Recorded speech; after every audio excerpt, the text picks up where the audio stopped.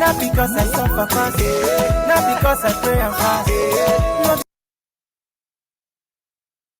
Your show no be that. I'm watching. Daily Osinachi, I'm no qua Osinachi. One Osinachi, I'm watching. Daily Osinachi, Mama Osinachi.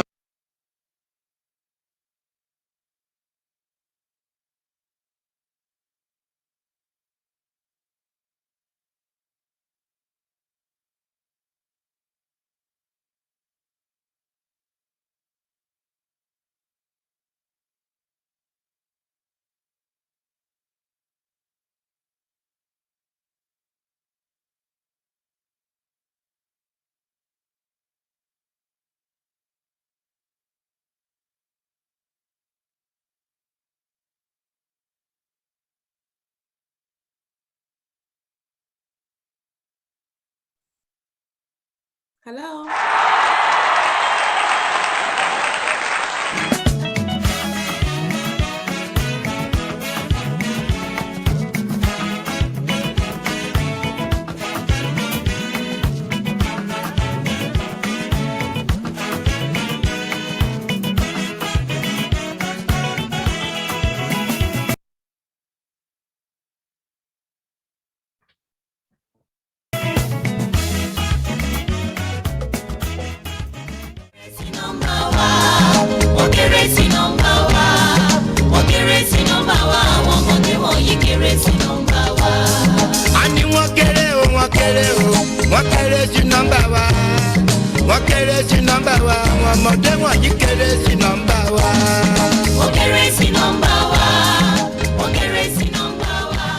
Not because I suffer fast, not because I pray and fast. No be your show, no be that. I'm watching. Daily Osinachi, I'm no qua Osinachi. One Osinachi, I'm watching. Daily Osinachi, Mama Osinachi.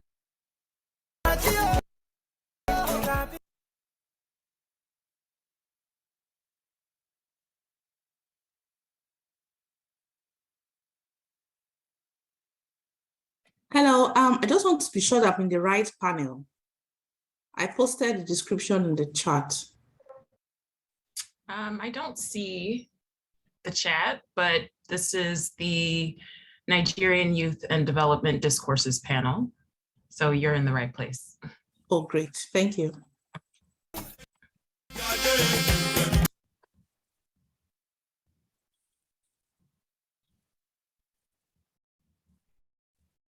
Good evening. Oops, it's so dark here. Nice to, oh, hi Carly. Nice to see you also.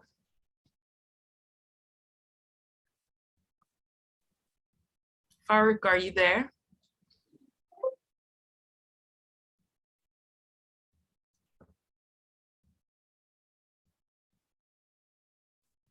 Looks like he may be having some technical difficulties.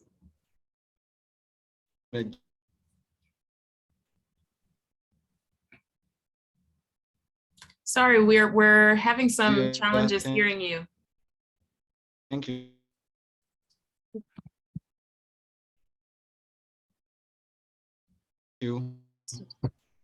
I am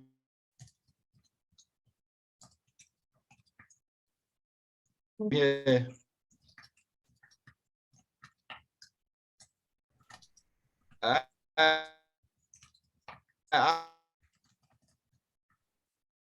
I'm hearing you perfectly. That's good. We're just having some challenges hearing you. So I see that there are. I'm hearing you perfectly. That's great. You're just, we're having some challenges hearing you, Farouk. We have a couple of attendees who have joined us. Welcome. And also our panel is almost complete. So I'm thinking we'll just give people maybe 3 more minutes to arrive and then we'll get started.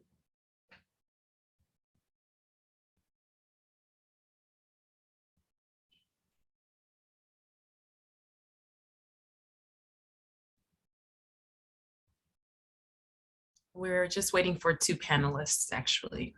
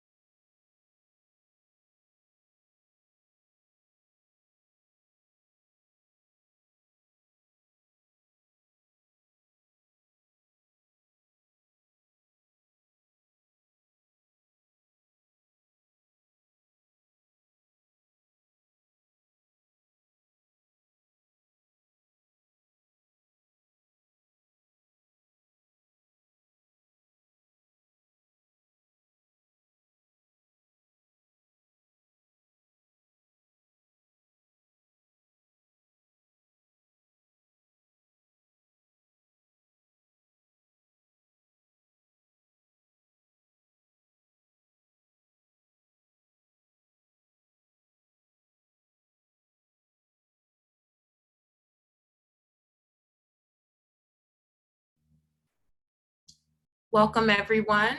I am very excited to chair the Nigerian Youth and Development Discourses panel. My name is Crystal Strong. I am a professor at the University of Pennsylvania, and I'm so excited to help chair this panel, which has featuring a number of really wonderful papers and presentations. So I'm wondering if we can have our panelists on their camera, if they're able to. We are still missing 2 panelists. However, they are coming at the very end of our schedule, so hopefully they will join us very soon. So our panelists will each have about 12 minutes, although you may have just a minute or 2 overage, which will leave plenty of time for question and answers at the end. So I'm thinking we should jump right in, and we will be going in the order in the program. And so I'm very excited to welcome Chibuzor Azubuike from Kansas State University to deliver her paper.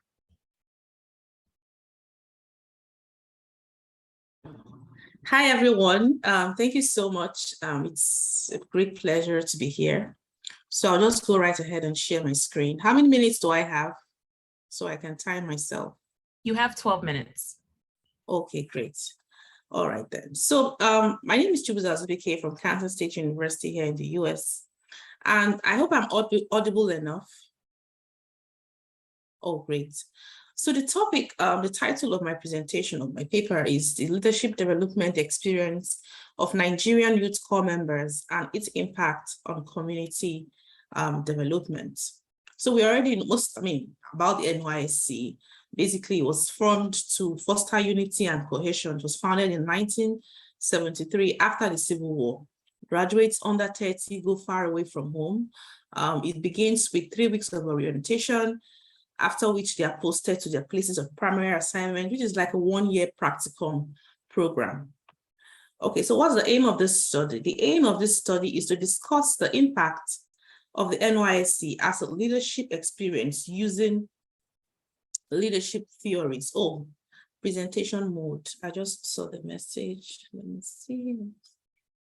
Sorry, just a minute. Let me change it.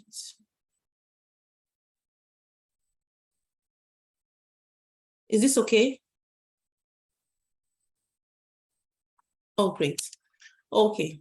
So as I said, the goal of this study is to discuss the impact of the NYSC as a leadership development experience using leadership theories. So the theoretical framework. So for me, I'm approaching the NYSC through the lens of leadership, which I'll talk more. So these are the leadership theories that will be used. So you can see, I use this diagram to represent how the theories, came to intersect. So you have at the outermost part of the circle, you have social change. Social change theory basically means that leadership is, change is sustainable and it's a movement, So when you see how the NYSC is structured, especially the community development aspect, you see that more young people are taking up community development projects. You have like a corps, just like you have a chairman in each local government. That's how you have corps members, in each of these local governments taking up projects, either personally or as a group.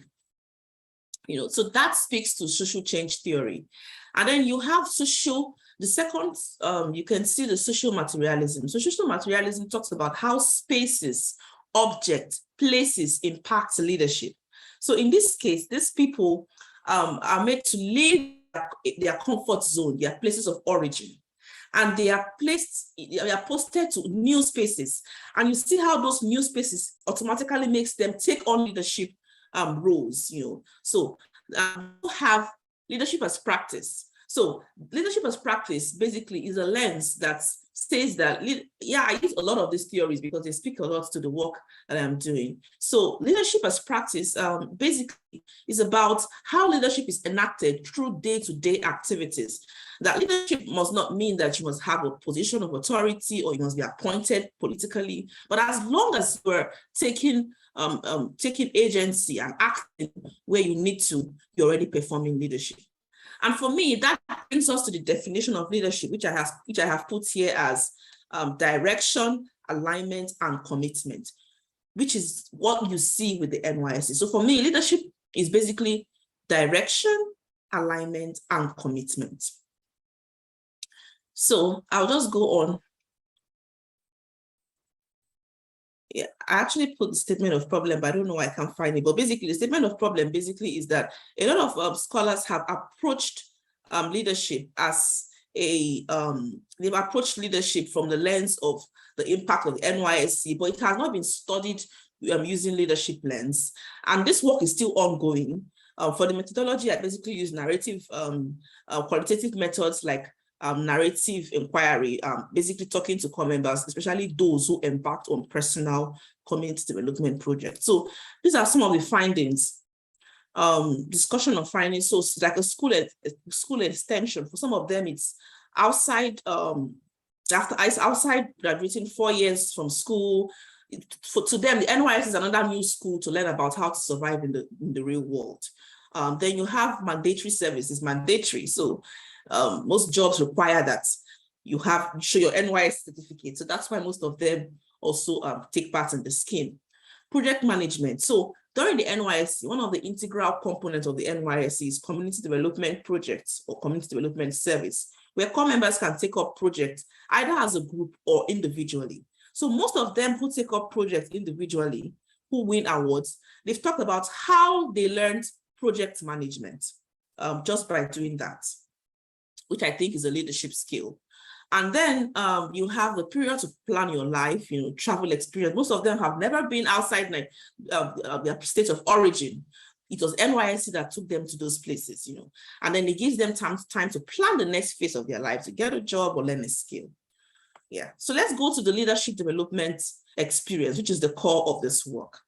So some scholars have said there's a need to teach leadership, include it in the curriculum, maybe secondary, university. But I think that the NYSC is a leadership development experience developed with the African context in mind. Africa is diverse. Our culture is heterogeneous as well as being homogeneous. So by leaving your area of comfort zone to other places, learning their languages, working there, I think that was the African context in mind was put in place, in designing the program. And then it has produced a youth culture of a group of Nigerians that are vested in community development, So most of these people have become interested in community development because of their NYSC. Some of them have never been activists, they have never been involved in advocacy, but the NYSC exposed them, to that. And so the NYSC is a hands-on leadership development experience based on what they have said. Some of them have also gone further, to build a career from their NYSC interest, which was inspired by their NYSC experiences. You have this young core member here who commissioned this project. You have these two young people here who they built this borehole, which they donated to this community. And they have, now that they've graduated, they are also involved in one kind of advocacy or the other, which is as a result of their involvement during their NYSC, heavily inspired by their NYSC. So conclusion, I think that the NYSC is a leadership development experience, but then the question will now be, how can more organizations partner with this institution to transform society? Because just like you have the chairman, the NYSC is like they're closest to the community than even the government. Some of them are able to embark on, well, impactful projects that even the chairman of those local governments are unable to execute in a very short time of 1 year, and that's not all. They are able to use their soft spot, their soft power, because they are seen as government speaking, in quote, they're able to use that to penetrate offices and places, to get funding to do projects, which if that scheme was not in place, those funds may be, they may be just squandered, or maybe they may use for other things that are not basically community impact projects. Yeah, so thank you so much for listening. Thank you so much for a rich presentation. Let's please give a virtual round of applause for our first presenter. We will have plenty of time at the end for a rich question and answer and discussion period. So please hold your questions and comments and enter them into the chat. Next, we will have Farouk Boge, who is from Lagos State University. And I just asked the panelists to mute their video because there were some network issues earlier. So please, Farouk, it's your time.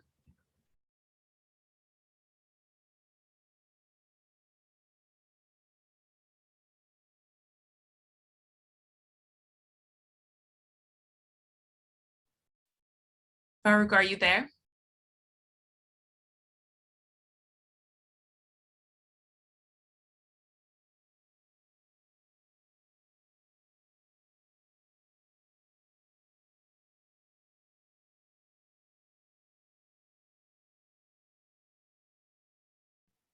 Okay, I'm thinking that perhaps Farouk is still having some network challenges.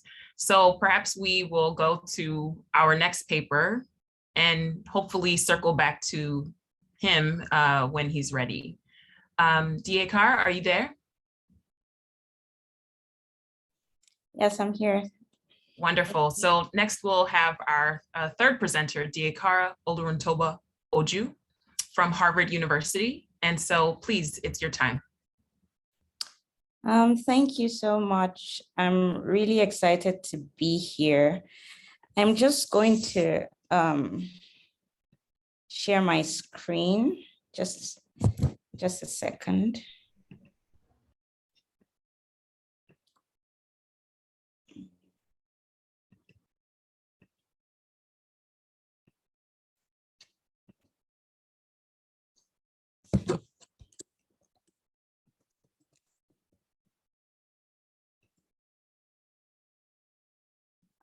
Can everyone see my screen? Right, okay.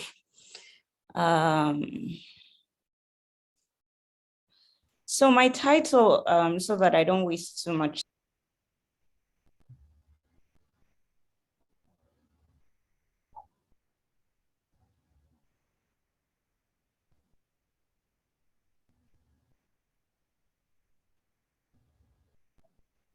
Oh, you've muted yourself.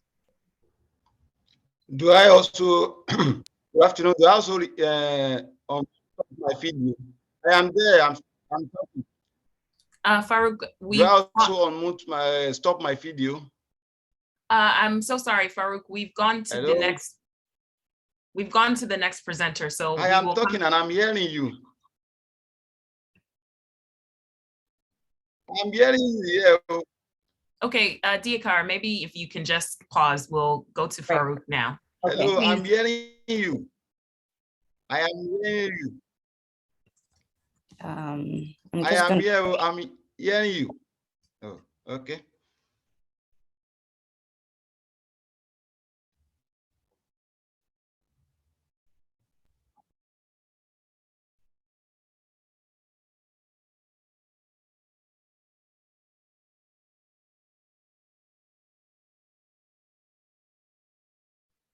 Okay, Farouk, we're ready for you now. So please share your slides and unmute yourself once again.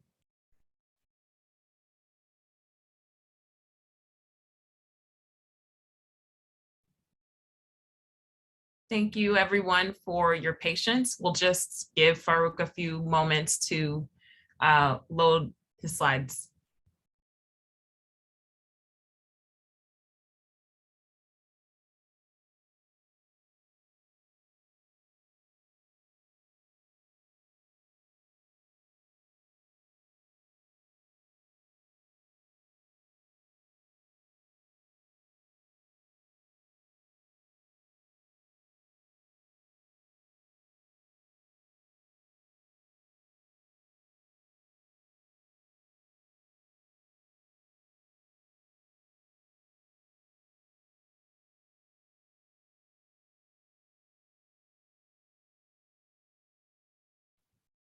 It seems there's a slight delay, so we'll just give Farouk a moment.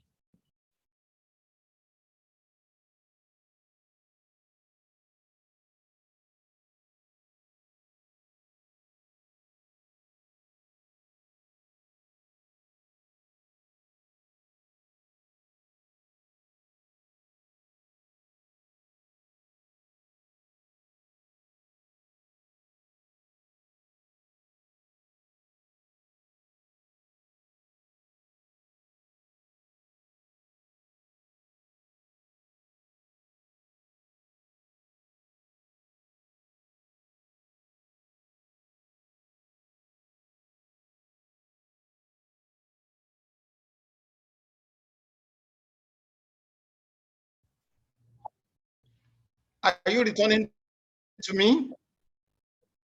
Dr. Strong, are you returning to me? Yes, please go ahead. Okay. Good evening. Okay, should I continue? Okay.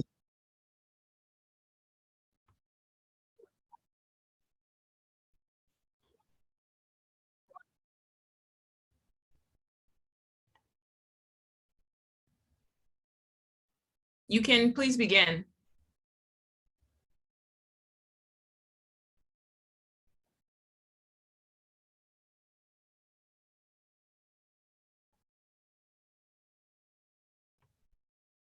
Okay. Hello, good afternoon. Okay. Are you hearing me now? Yes, we can hear you. Good afternoon or good day, everyone. I am Farouk Bogi. I am presenting the paper on street courtesan, youth violence, and security in Lagos from 1999 to 2021. I think I need to clarify before I continue with the paper that my concept of Lagos is not limited to the downtown Lagos or what we call the Lagos Island or the Lagos mainland. I am looking at the entirety of what became Lagos State in 1967. So, and I'm not looking at the entire state as a whole. I'm looking at selected areas where we have prevalence of street courtesan. The aim of the study include to examine the the street courtesan phenomenon as as a scourge and a form of organized criminality in Lagos State. Then another objective of the work is to examine the emergence, modes of operation, and the manifestation of the two major street courtesist group in Lagos State. That is the Awawa boys and the 1 million boys. Another objective of the study is to look at the nexus between street courtesan and persistent youth violence in Lagos State. Then the other one is to look at the peculiarity of the factors that promote street courtesan in Lagos. So, having said that, what I did after my abstract was to look at introduction. And in my introduction, I was trying to look at the importance of Lagos to the socioeconomic development of Nigeria. And I tend to look at the factors that promoted or that projected Lagos as a prominent city, as a prominent center of excellence in Nigeria, in West Africa, and in Africa. So I look at the geographical location of Lagos as a factor that contributed to the development of Lagos, the presence of the port, and as a form of social and economic, as a form of a factor that brings social and economic development in Lagos State. I look at the Lagos as administrative capital in Nigeria that brought about a lot of socioeconomic activities to Lagos State. I look at industrial activities, and I look at the fact that this development created an avenue for influx, continuous migration of people from diverse socioeconomic background, both within Nigeria and outside the world. And this tend to influence the increase in the population of Lagos State. And as a result of this influx, as a result of this continuous immigration into Lagos, we have positivities and we have negativities. We have these continuous movements has enhanced the development of Lagos, and it has also created some problems, particularly social problems within Lagos State. And part of the social problems is the street courtesan. It assisted in the development, in the development, in the emergence of street courtesan in Lagos State. Then the next thing I now do in the paper is to look at theoretical foundation for the paper and to look at the concept of courtesan itself. So in the process of trying to theorize the reason why there is prevalence of youth violence and where there is street courtesan in Lagos, I was able to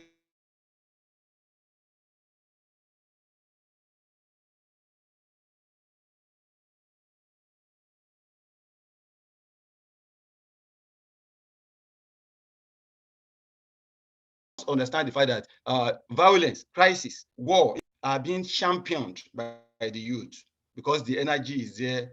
They are always at the forefront of championing not only negative things, but positive things. But in this instance, we are looking at conflict, crisis, violence. So the youth are somehow peculiar when it dictates psychodynamic perspective on the reasons why violence occur, and this tend to interpret the fact that the inadequate childhood socialization process is one of the factors that promote or that led to violence, and we can also link it that led to street courtesan. When children are not properly brought up, when they are not properly socialized within the society. And in Lagos, Lagos is a kind of hustling, bustling activities where parents are not really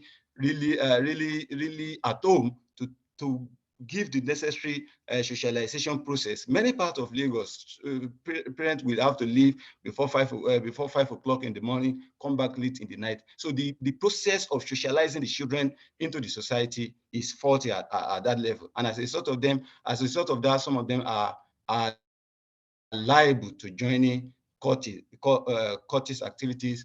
Some of them are liable to also engaging in violence activities here and there. I also stumble on behavioral theory, and what the behavioral theory is telling us is that the environment that people live in tend to have huge on their reactions to issue. In fact, some children learn the act of violence as a result of what they are seeing within their community. In the Lagos Island, when you see a group of youth fighting one another, maybe Akogbon area fighting the Sale Gbogbo area or what have you. So this also influence the children that are watching them to also be interested in also getting old one day and behaving that way. Even in the Ikorodu area, we have the Sabodaba area, we have the Orita. So these areas that are prone to consistent violence allow children to learn from the elders. And another theory that I also seen is the theory of inequality theory. This is telling us about the fact that lack of privileges and opportunities, that some people are having privileges and opportunity that ordinarily everybody should have, also prompt some people into violence. They may want to find one way or the other to getting back to the society who has deprived them of their necessary thing to develop. So I was able to also look at that, because in the society that we have now, we have some people that are engaging in various activities. Yes, they are being glamorized, then they are being clapped for in the society. And as a result of that, those who do not have that kind of opportunity may tend to join to find other ways of joining, and that's one of the reasons why some people tend to join court, tend to engage in violence activities within Lagos. And I try to look at courtism. What is courtism? There's element of court, there's element of secrecy, there's element of secrecy in what people do. But when you have a group of people that tend to pretend some unconventional beliefs, unconventional characters that are ordinarily not for everybody, that is courtism. And we have scholars that have given different definitions of courtism. Then we have different types of courtism, like Stephen Helen has been able to expatiate very well on the issue of campus courtism in Nigeria. And as a result of that, we've been able to know the origin of street campus courtism starting from the 1950s before it translated into instrument of social problems. They started with good intentions, but along the line, they gravitated. Then we now have street courtism. Street courtism is popular. Some also refer to it as community courtism. So this type of courtesy. They are the courts that are not done within the campus setting. They transfer what was going on in the campus setting to the society, to the community, whereby we have the Dick and Harry joining them. They operate. They have some modes of operation that are very, very similar to what is going on in the campuses, but their own is limited. Their activities are limited to different areas. They also constitute themselves to fighting supremacy wars, supremacy conflict, and what have you. So that is street courtesan. We now look at what is the origin of street courtesan in Lagos. What we have in the downtown Lagos majorly is a form of area boys. And we have a lot of scholars that have traced the origin of area boys, from area boys to the Jaguda boys, to the Burma boys, to the Alkali boys. These are a group of people that live within a community and tend to constitute their own system of governance in terms of providing security. In fact, Olawale Idris termed them as using suko commerce. They are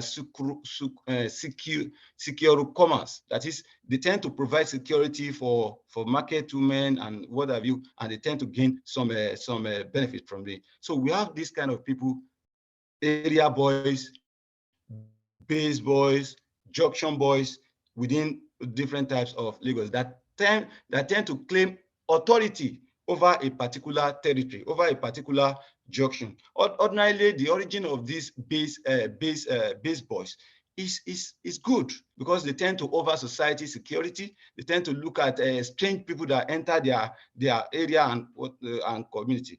But by the turn of the 21st century, street courtesan had become a popular phenomenon within Lagos State. It has become a popular phenomenon whereby we have young boys, boys of primary school age, even including girls.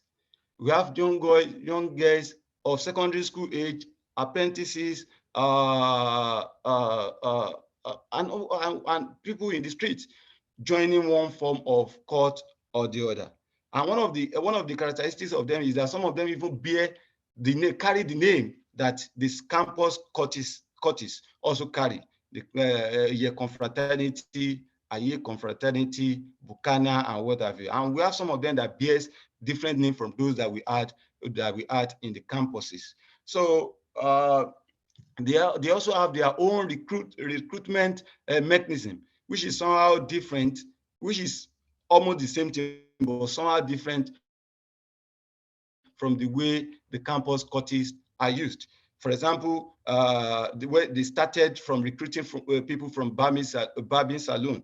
When people go to Barb to watch football matches, we have some court groups that we have one way or the other to lure people into joining various court groups in different parts of Lagos. Generally, street courtesan is a general phenomenon in Nigeria, but we have peculiar factors that influence the emergence of street courtesan in different areas in Nigeria. The one that in the Niger Delta, we have different joining courtesan, but Lagos has its own peculiar factors that influence the young ones from joining. Apart from the general factors, they have peculiar factors that aided people from joining street courtesan, and I'm able to stumble on some of them. Some of them is, and don't forget that I've said that street courtesan is more pronounced in the suburb of Lagos than in the main Lagos. What we have in the main Lagos are gangsterism or area boys, one area challenging the other. But the activities of the street courtesans are more pronounced in the suburb of Lagos. And don't forget, one of the reasons why this is prominent was the syndrome of the Langrambi syndrome that is in various parts of Lagos. These courtesans guys are used as instruments, as agents in carrying out land grabbing activities. And that is where some of them even see their source of inspiration in terms of financial benefit and in terms of whatever popularity they want to get. Because the land grabbers usually use them to defend a particular land that they have seized from people, made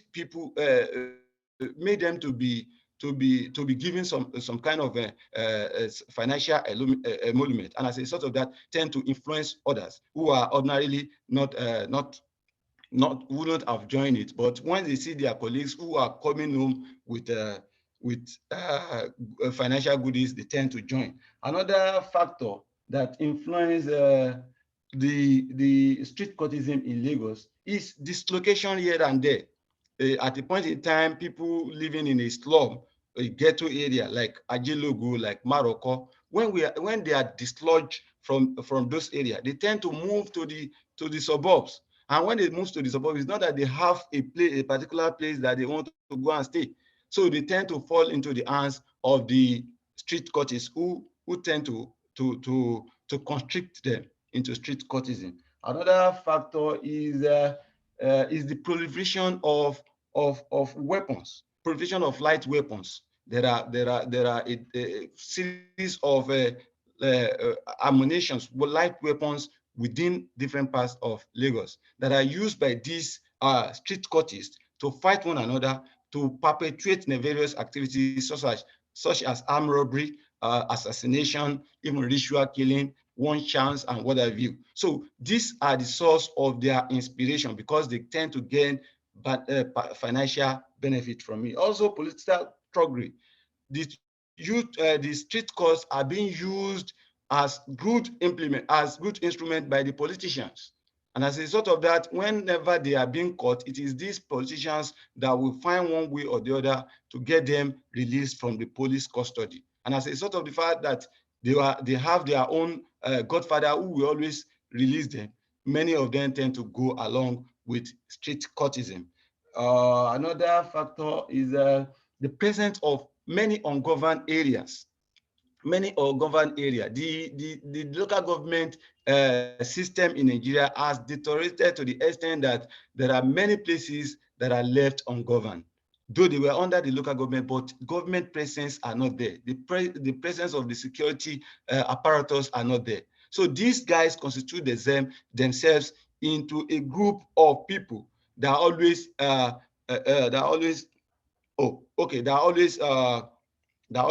dominate and have authority on the area. So, but I'm not narrowing down. The case study that I use for the course, for the study, is the Awawa boys, which dominated the Agege / the Ikeja division area.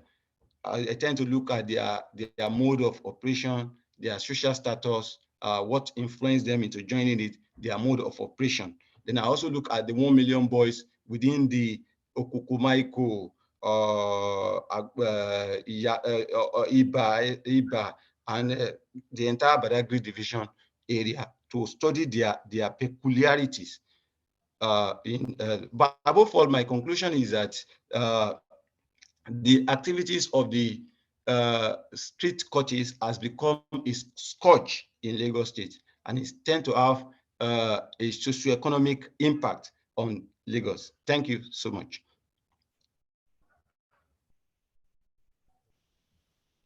Thank you so much, Baruch.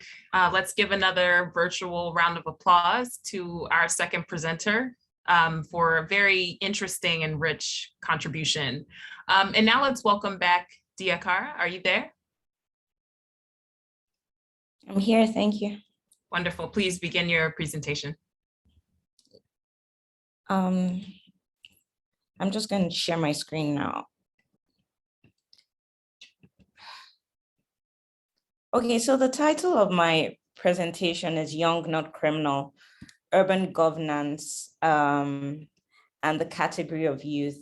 And part of what I was interested in thinking about this is how the social factors that go into how the category of youth itself is framed at different historical moments.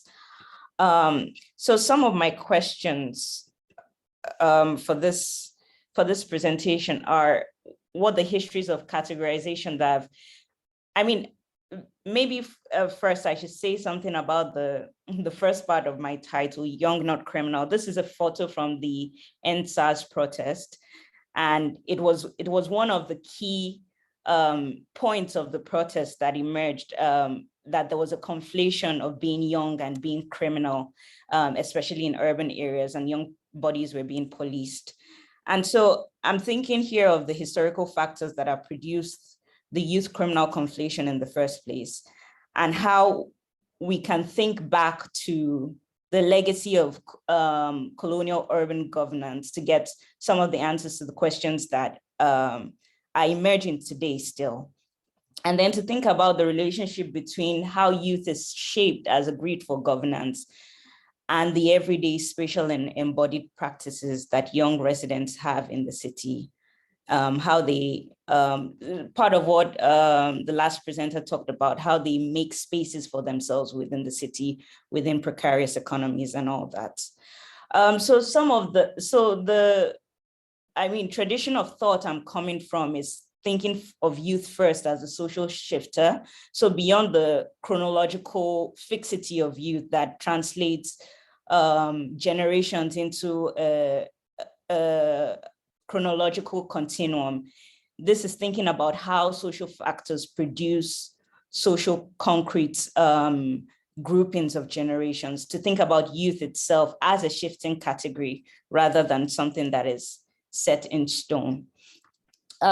So coming home now, there's been immense literature on the structural adjustment programs in Africa, their impact on society, their impact on the structure of the state itself, of the welfare state itself, and how that has placed many young people in precarious socioeconomic conditions. I mean, one of the key concepts that have emerged in that discourse is the concept of wadehood, popularized by Alcindor Onwana, and to see how, and by wadehood, Onwana gestures to how many young people are unable to enter into adulthood, as defined by the marks of adulthood, i.e. financial stability, starting their own families and all that. So to think of how many young people in African countries are embodying this liminal time space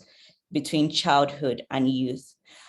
So while I have depended a lot on this literature, and this literature is important for us to see how temporality is not set in stone. But at the same time, my research is thinking about how we can foreground space and the body in thinking about youth rather than temporality itself. I mean, this is not to displace the question of temporality altogether, but to say, what is it about the production of space itself that produces youth as a legible category? Many scholars, many urban sociologists have pointed to the fact that the question of youth itself emerged almost in the same moment when people were asking questions about the formation of urban crowds. So what are these bodies out of place? And how do we manage these bodies out of place in many ways? So to think about how there was a need to create proper cities, i.e. modern cities, and how at the edges of the city, certain bodies like migrants, like sex workers, and youth, young delinquents were emerging in these spaces. In the Nigerian context in particular, there are two key texts that have dealt with these issues. Said Aderinto's When Sex Threatened the State, and Lauren Fouchard's recent Classify, Police, Exclude thinks about how this exclusionary regimes developed in Nigeria during colonial times, particularly during the Second World War. And so in that moment, it became important because the urban colonial projects were in many ways geared at facilitating circulation and at the same time creating this exclusionary publics, these publics that would that were useful to the production of the cities, but were not needed to be seen in the proper city. So it was in this context that questions around delinquents emerged in the city, in Lagos in particular. And they were always entangled with sexual and moral economies. So on the one hand, there was a focus on childhood prostitution. There were penal codes around childhood prostitution, adolescent prostitution. But on the second hand, there was also a focus on young delinquents, young boys like the Jaguda boys and the Boma boys, who were seen as street urchins who came from broken homes. So we get a sense already that the home, the moral family was at the core of how youth will be envisioned in the future. And so the state set up these policies around managing the circulation of these bodies, punishing them by flogging, by rehabilitation, by entering them into other institutions to make them work. So I'm going to, because some of this has been largely theoretical, and so I'm going to pick on two critical moments now that allow us to think about how youth is still being framed by the idea of the body out of place in the city.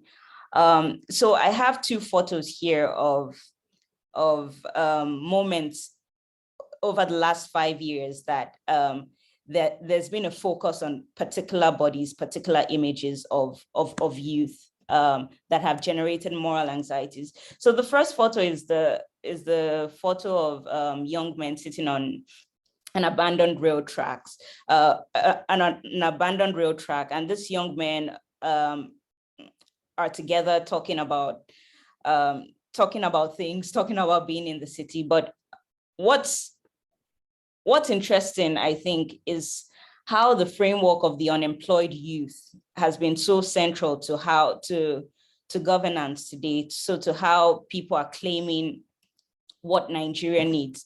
So in 2018, the president had remarked that in a Commonwealth forum that Nigeria had an immense population of youth, but these young people were lazy and sitting on their hands, not doing anything, sitting idly and not doing anything. Never mind that the socioeconomic conditions, the labor markets haven't allowed many young people to enter into, spaces of stable employment and all that. And still, even in electoral campaigns, you hear the figure of the unemployed youth invoked as a frame to orient a particular kind of politics, to think about the future of the polity, as it were. But this framings of youth never really have are never that much about the actual bodies that inhabit the spaces. They create frameworks, but they don't necessarily fall in line with, the experiences of the people. In fact, they create context for policing, for violent policing. You think about, for instance, the recent Okada ban, which has been a source of livelihood for many young motorcyclists, creating that narrative around banning a source of livelihood without necessarily finding alternatives to them. The other example that I'd like to give here is, this is a take from a recent documentary on the underground queer life in Nigeria. And it was drawn from the case of in 2017 of the arrest of 57 young men at a party who were arrested under charges of homosexuality, which is criminalized in Nigeria. And again, the question here becomes how certain bodies in particular spaces generate anxieties around the future of the polity. They're framed as the problem of the polity, as it were. But on the other hand, we also get the sense that even while we see this marginal figures being used as particular markers for politics and for governance, we see that they also have their own internal politics of exclusion, their own internal politics of framing who belongs to this category. So in many ways, you see that even those who lay claims to youth often exclude, for instance, female participants in youth. You see that many narratives around youth are generally around young men, the energies of young men, as it were. And this is a politics that's shared both by the state, but by participants of youth themselves. So what I'm trying to gesture towards here is perhaps an accounting for the kinds of spatial arrangements within the city itself that creates the visibility of what we define as youth. So rather than say this is just about young people, it's a question of what young people are being brought to the forefront of the question of youth. So the city allows us to more concretely engage, and I'm concluding here, in the way that youth take space spatially. And it's no coincidence, I think, that many recent studies of youth, even when they don't use the conception of urban youth, they seek to engage questions. They look at cities to engage the question of youth. And so we then wonder how the context of the city itself, the spatial affordances of young people within the city, young people occupying junctions, for instance, young people going to nightclubs, for instance, how that generates the kind of morals, the kind of anxieties around social reproduction that is anchored to the ideas of the nation state itself. So my argument here then is not simply that the city is a space that's attractive to young people, but that the very congregating proximity of young people within the city creates that hypervisibility on certain bodies that are not supposed to be there, as it were. So like the migrants, like the prostitutes, these bodies that you need their energies to create some forms of labor, but they're not allowed to be properly incorporated into the space of the proper city. So then rather than focus on what age groups are actually in these spaces, we can think about how space is shaping, age itself, conceptions of age itself. Thank you.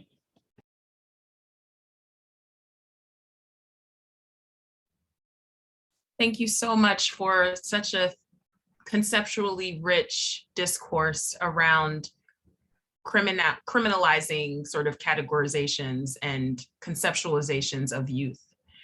So now we have an opportunity for dialogue. We have an opportunity for members of the audience to participate and ask questions of our wonderful panelists. And so, yes, I see that there is a hand raised. So I'm hoping that the person who's raising their hand can unmute themselves and ask our first question or offer our first comment to the panelists.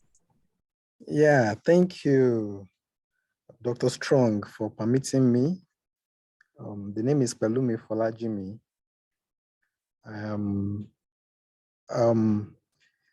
I wish to address my question to dear Kara, who made a fantastic presentation.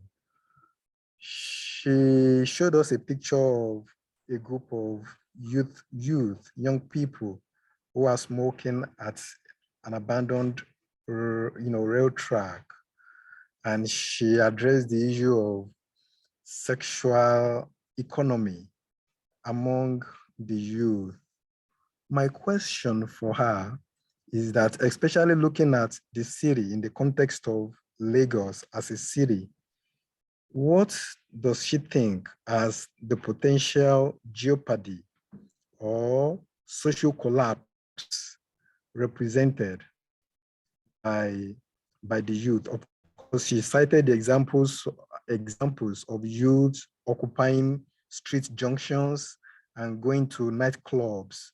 What social jeopardy or social danger do the youth constitute in contemporary Nigeria? If I want, of course, I will have said in contemporary Lagos, but in our context, in contemporary Ilorin City. Thank you.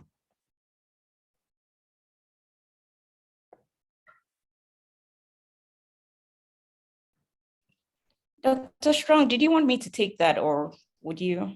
Yes, I think you can just jump right in. And if other people have questions, they can feel free to raise their hand or enter their questions or comments into the chat. But let's start with your response. Right, thank you. Thank you very much, Pelumi, for that question. I think part of what is critical for me here is not think about it front as a kind of collapse or jeopardy, but to think those spaces are productive of their own dynamics of belonging, their own dynamics of securitization, like Dr. Boge mentioned in his talk. And this is not to necessarily to romanticize this this groupings either, this spaces either, but to see how on the one hand, the city taking shape in this very towards this modernizing stroke, i.e. you know how Lagos is so gentrified, for instance, and many young people can't afford, the good life in Lagos, if you know what I mean. But the spaces then become like interstices of making something happen. And it's that space of meaning making that I'm interested in, rather than moralizing what is happening there. Perhaps you're right that this allows us to question some of our ideas about normative family life, for instance, about what it means to be together in place. But I don't think of these things as collapse. I think of these things as environments for the production of their own kinds of meaning.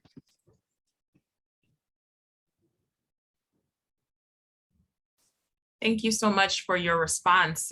We are still looking and waiting for other responses or comments from our audience members. But while those are hopefully coming in, I just want to invite and create space for dialogue across the papers. I think you've all done a really wonderful job of presenting your studies, also how you're engaging with existing literature and even pushing against that literature. And so it occurs to me that there are quite a number of connections across your papers. I think in Diakara's presentation in particular, we see a really important conversation of space and spatial matters emerging. But I think we can see questions of space, geopolitics, mobility across all of these papers. And all of you are also really thinking about the category of youth, right? Youth experience, but also understanding how the categorization youth and anxieties around youth are really shaping young people's lives in ways that we ought to grapple with. And in addition to that, I think this kind of framing of criminality or the kind of pathologies of youth, or even when we think about NYC as kind of a model of countering some of those pathologies of youth, I think we also see a way to think across these papers. And so one thing I'm going to pose to our panelists is if you could all perhaps extend the presentation that you offered by walking us through some of the implications that you see, particularly in light of the other presentations. So for example, working back from our last presenter, Diakara, in the ways that you were thinking about the need to think about space as a part of the framing of youth, contemporary youth in Nigeria and beyond, where are you looking to right? What are the contexts in which you are hoping to sort of push your analysis, right? And attend to the exclusions of youth, but also the internal politics of exclusion and categorization. What are the kinds of spaces you are turning to and the kinds of empirical contexts you are turning to? For Farouk, you are showing us some really important nuances in categories that are often conflated. So you mentioned, campus cultism, which has a very rich literature, but then also area boys and the kind of conversation about that has a very rich literature. And you are directing us to street cultism or community cultism. And I'm wondering if you can tell us a bit more about why attending to those nuances is important. And also at the very end, you started talking about some of the empirical work and the groups that you focused on. And I'm wondering if you can tell us a little bit more about those spaces where you were sort of thinking through these questions. And then Chibuzor, you offered a quite refreshing perspective on NYSC. I think very often there is a kind of negative or there are many critiques that are offered about the ways that the program has evolved or failed to meet its original aspirations. And so I'm wondering if you can kind of give us a sense of how young people today who are experiencing NYC, how they are perhaps shifting some of the historic narratives of youth service in Nigeria.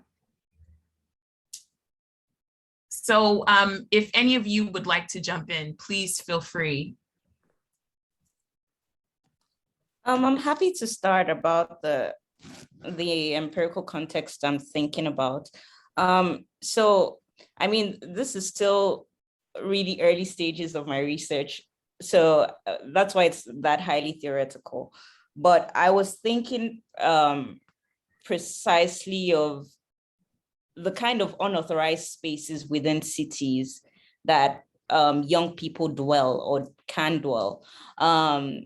So I think some of the cases were already mentioned in Dr. Boge's paper, but like the junctions, for instance, the motor parks, where there's a lot of informality, but that informality is a space for the creation of, on the one hand, for people to both take up space and to demonstrate the kinds of exclusions that they're being exposed to. I've also been I'm in Lagos currently, and I've been quite interested in the kinds of terminology people have been using to talk about their spaces, and temporary is one of them. So speaking with, for instance, people in the queer community, there's a sense of temporariness that comes with having to makeshift spaces for yourself where there is none. And that's not a kind of space you can pin down, but a space that's moving all the time, which I found interesting. And the concept of spillage. So I had said that the city was quite gentrified, but it's also interesting to see the ways in which publics spill into one another. Publics that in the lower income communities of the mainland, for instance, spill into events at the island, creative spaces at the island. So that kind of spillage, spatial spillage, is also interesting to me. Thank you. Thank you so much, Farouk. I wonder if you're able to respond. There's also a question for you in the chat from Shola Ayandele, which asks, what differentiates between the Awawa boys and the 1 Million boys? And what relationships do campus cult groups have with the community cult groups that bear similar names to those on campus? Are you there? Are you able to join us?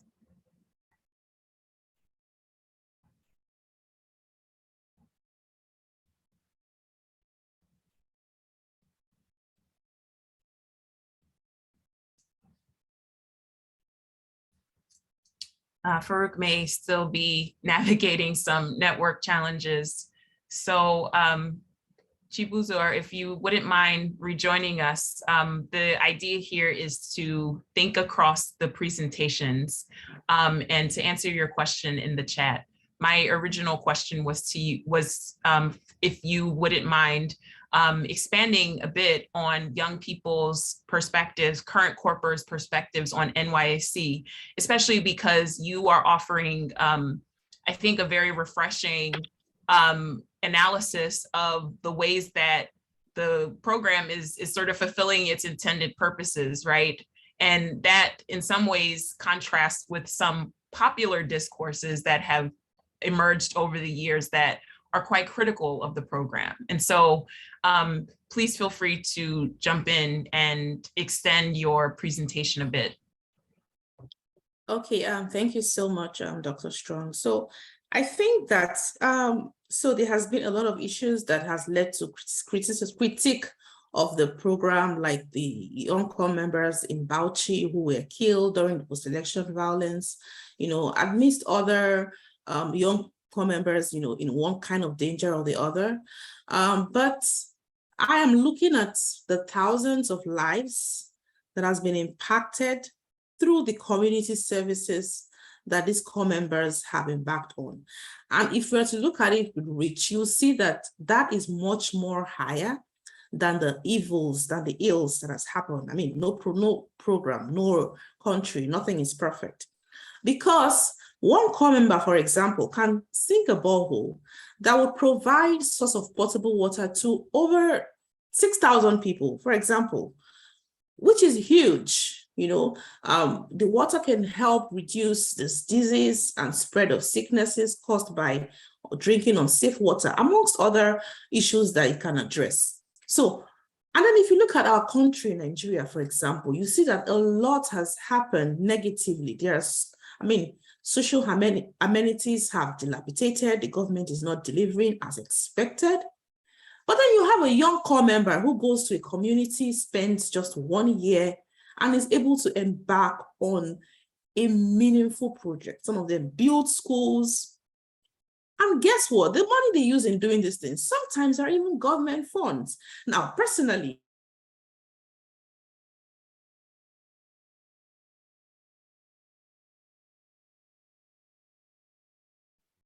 I think we may have lost her. really? Can you hear me? Yes, we can hear you now. No, the networks, okay. So, guess what? Like 70% funding.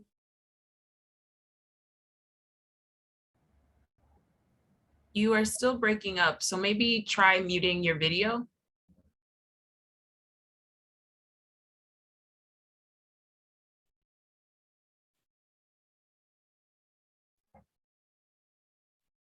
Sorry. You can hear me. I came back, I don't know.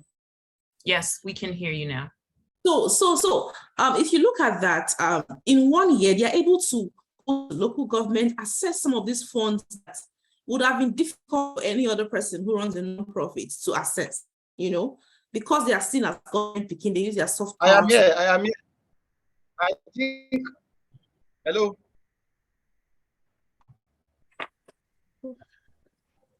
Yes, Farouk, we can hear Hello, you. I am here.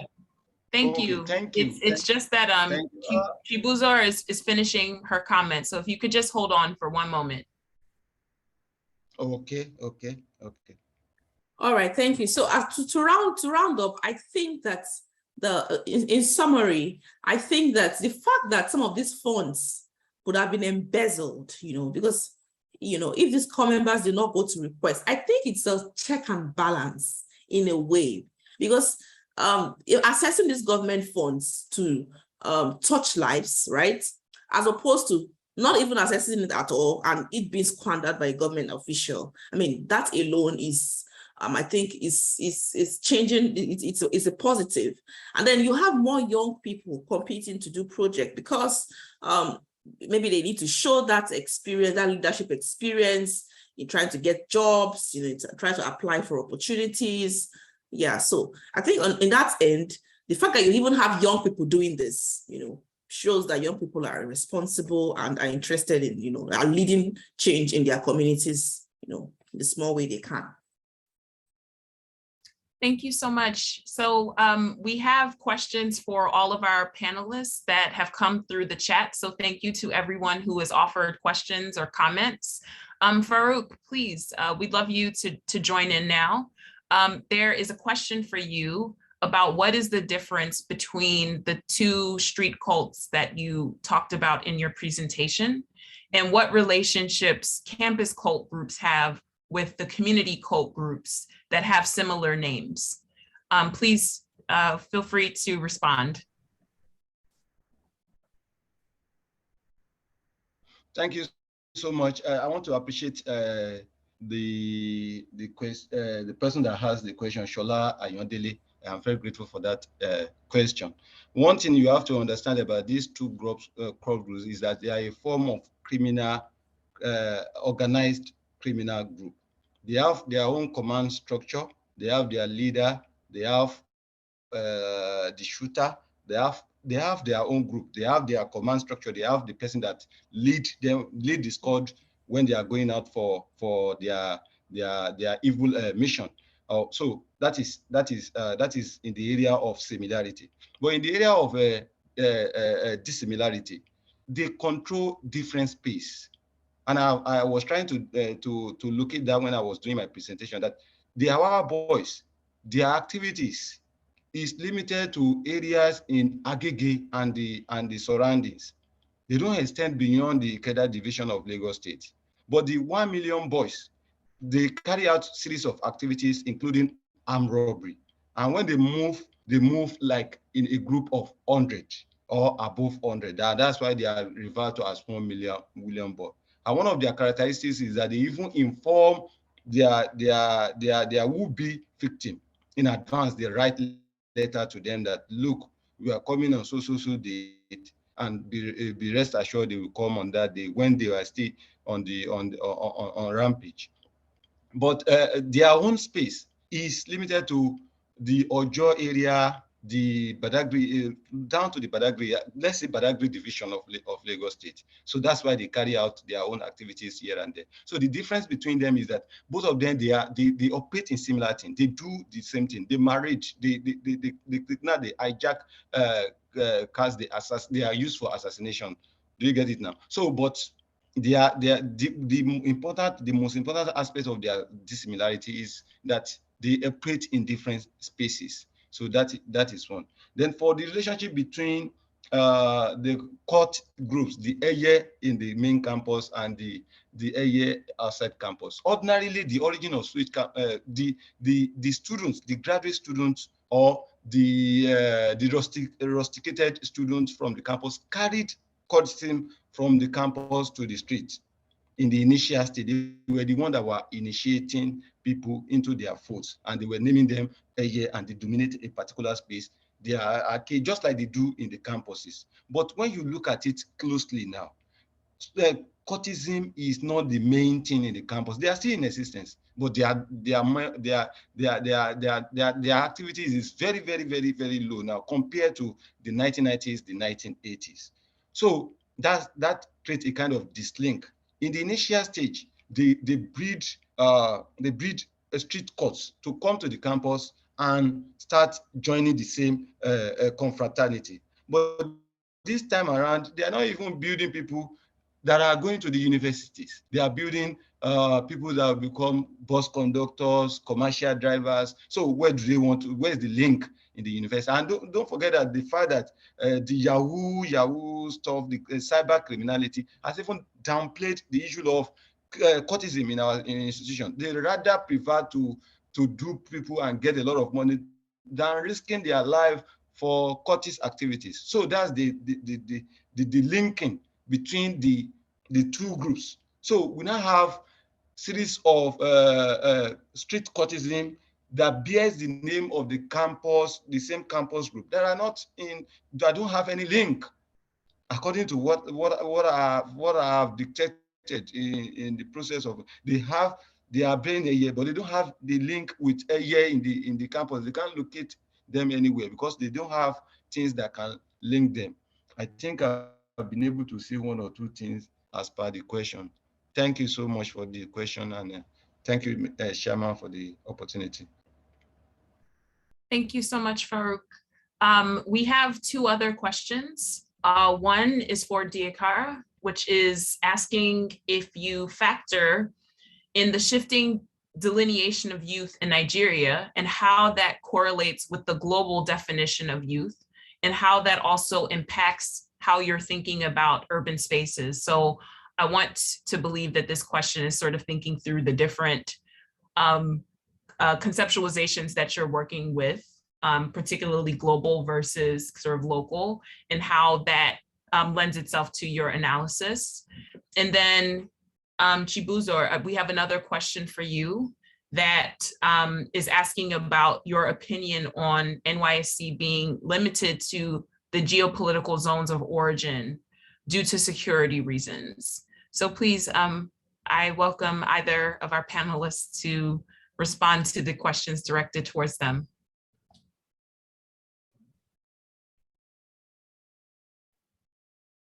Please, Chibuzor, jump in. Okay, so for what do I think about core members being posted, being restricted to their or places of what's it called, your political origin? So desperate times calls for desperate measures. I mean, Nigeria, there's a lot of insecurity going on in Nigeria. I mean, even it has been there since for some time, but now it has worsened. I think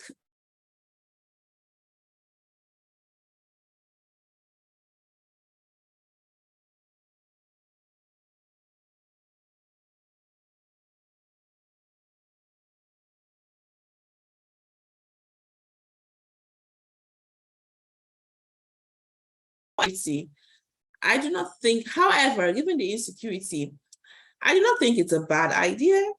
I believe it's just temporary. You know, I want to be hopeful that the security challenges in Nigeria will be resolved, you know, or will reduce to barest minimum so that the scheme can continue or revert back to the original plan. You know, but I don't think it's a bad idea given the insecurity, especially because you don't want to send your child, you know, to a very far place where you don't understand the language, they don't know when it's time to run, they don't know when it's safe, when it's not safe.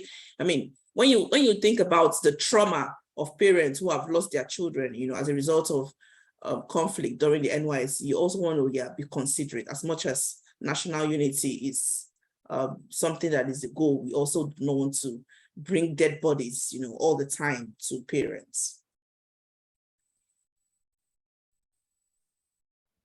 Thank you very much for your response. Diakara, are you there? Yes, I'm here. I'm just going to leave off my video because it's gotten really dark in here. Yes, thank you very much, Sekiro, for that question.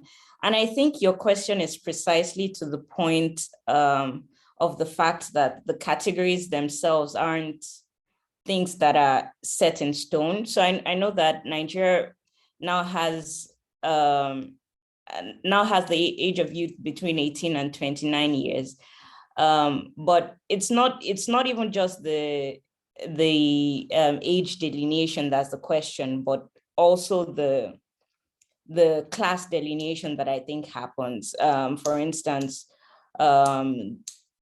like I said in my presentation, there was a question about who are the good youth that are the future of the polity and the bad ones that are at the margins, that are a threat to the polity. And I'm considering how my work considers precisely that scale of those subjects that are marginalized as youth. But I agree with your points that, you know, there's so many skills to consider, and there's a lot of literature on thinking about how young people are orienting themselves as global subjects, as urban subjects as well. So I think those different skills show us that what we have as youth is is a category that's enacted in very material ways. It's not set, but it's enacted at different moments in different ways. Thank you.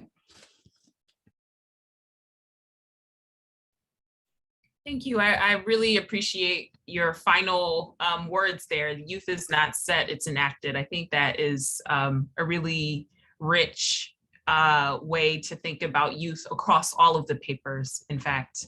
We have just a few moments left before our panel session time ends. So I just want to make a final invitation for any questions or comments from our participants.